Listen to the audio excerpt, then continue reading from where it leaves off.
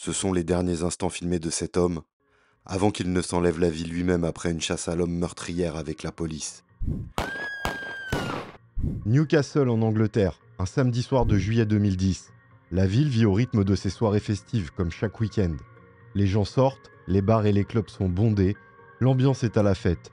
Une nuit d'été ordinaire en somme. Mais aux alentours de 3 heures du matin, un drame d'une violence inouïe va venir déchirer ce tableau paisible. Raoul Moat, 37 ans, tout juste sorti de prison, débarque lourdement armé chez son ex-compagne. Là, sous le regard horrifié des voisins, il ouvre le feu sur la jeune femme et son nouveau petit ami. Le bilan est terrible, l'homme est tué sur le coup, la jeune femme grièvement blessée. Pendant ce temps, Raoul Moat prend la fuite, apparemment indifférent au chaos qu'il vient de semer.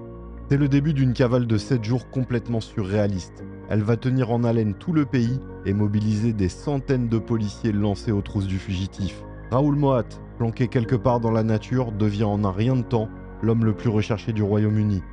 Une chasse à l'homme d'une ampleur inédite va plonger toute une région dans la psychose.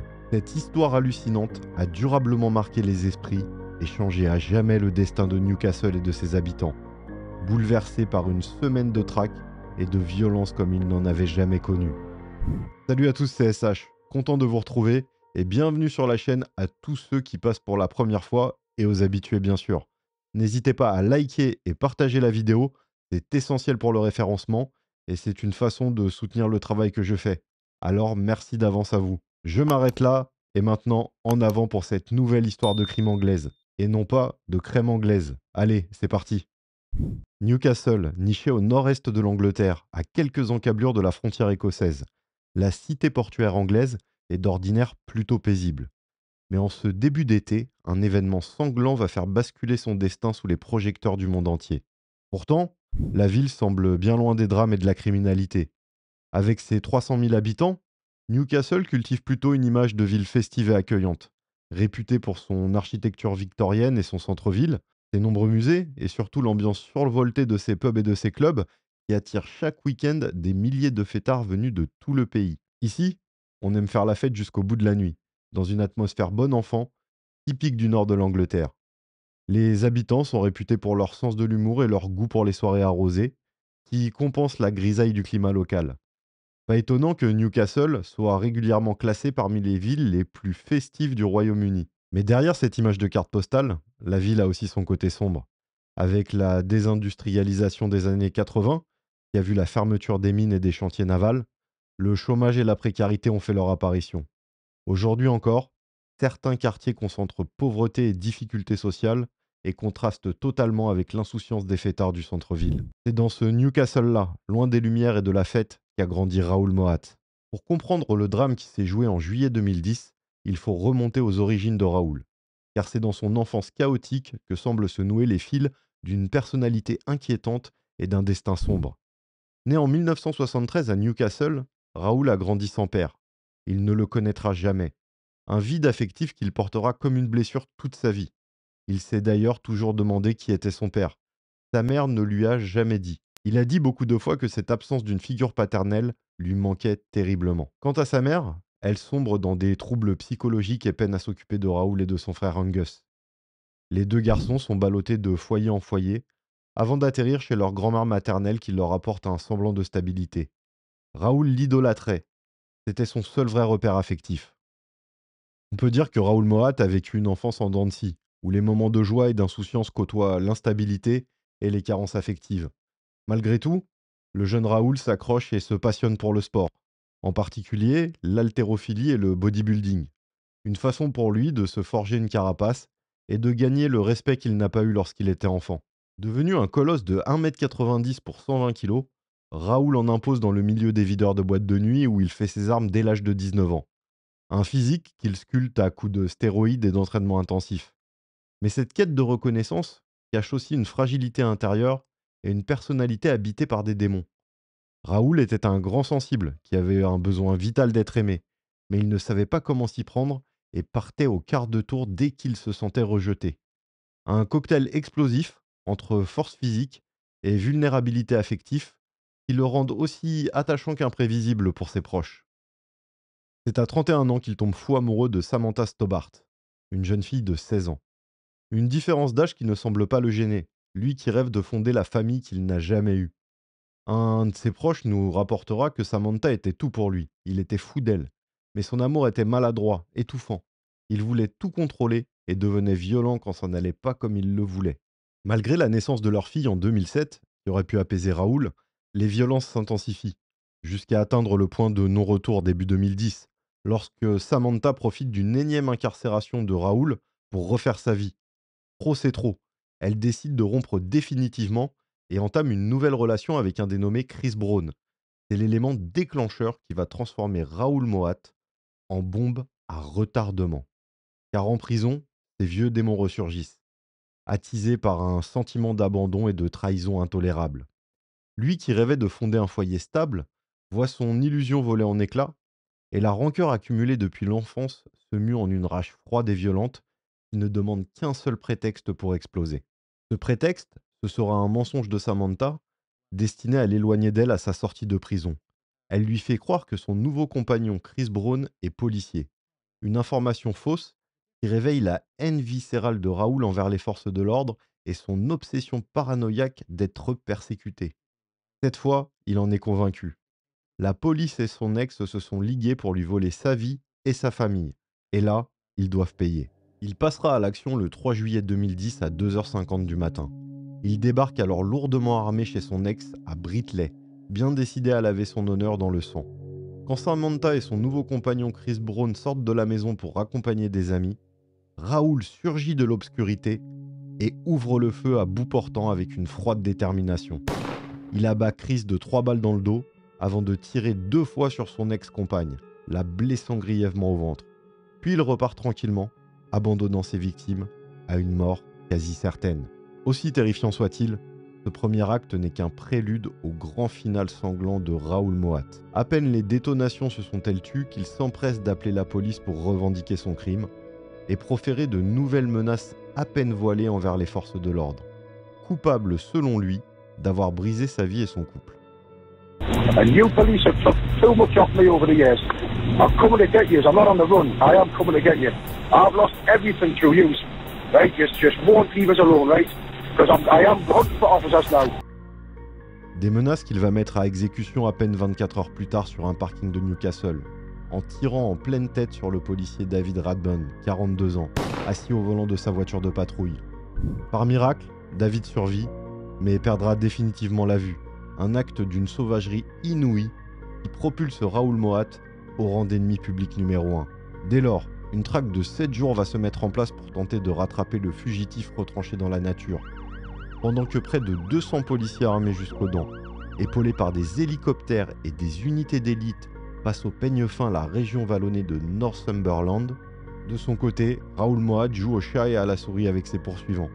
Usant de ses talents de survie et de camouflage acquis lors d'un bref passage dans l'armée. Il parvient à leur échapper pendant près d'une semaine, mais la traque se resserre inexorablement sur Rodbury, la petite bourgade où il a trouvé refuge. Rodbury est un charmant village d'environ 2000 habitants, niché au cœur du parc naturel de Northumberland, dans le nord-est de l'Angleterre. Un coin paisible, connu pour ses paysages verdoyants, ses collines ondulées et ses rivières poissonneuses, qui attire chaque année de nombreux randonneurs et pêcheurs.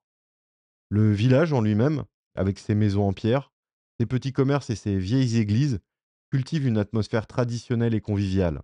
On est loin de l'agitation des grandes villes comme Newcastle, qui pourtant se situe à peine à 1 heure de route.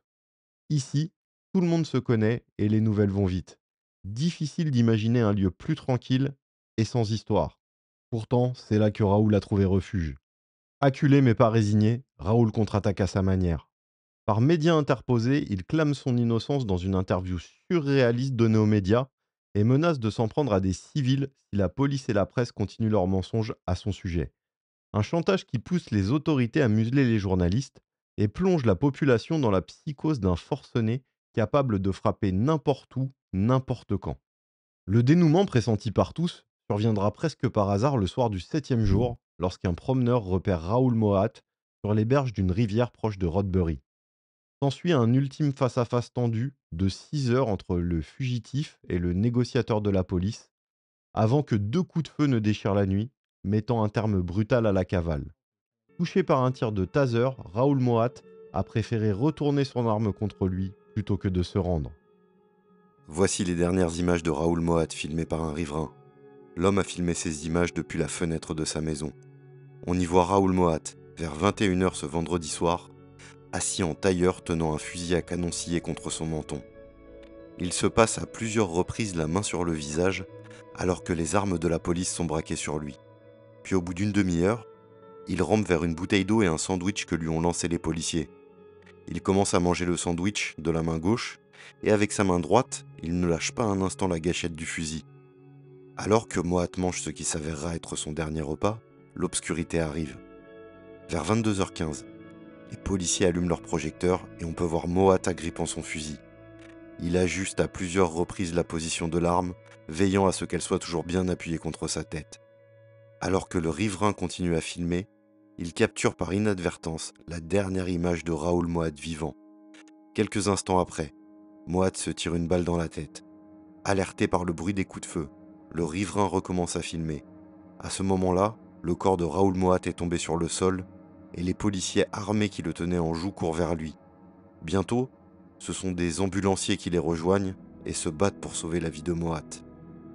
Quelques instants plus tard, un drap blanc semble être placé sur lui alors que les médecins se précipitent vers son corps. 4 puissants projecteurs sont allumés. Un policier fait alors signe à une ambulance.